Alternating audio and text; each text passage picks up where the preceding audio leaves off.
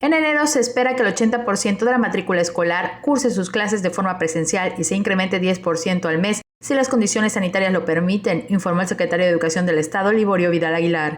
Hoy estamos a entre un 70 y un 74% de presencialidad de los alumnos. Vamos trabajando igual en un proyecto donde podamos estar en enero a un 84, a un 80, en febrero a un 90 y en marzo al 100%. Todo depende de lo que nos va a decir la Secretaría de Salud, cómo se va comportando la pandemia, pues obviamente en las siguientes semanas, luego de regreso de vacaciones. Hasta el momento, para la Secretaría de Educación Pública, las clases continuarán de forma híbrida.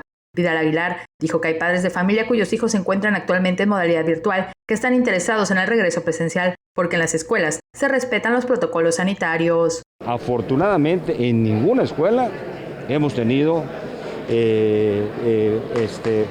contagios fuertes, alarmantes, en ninguna escuela de Yucatán.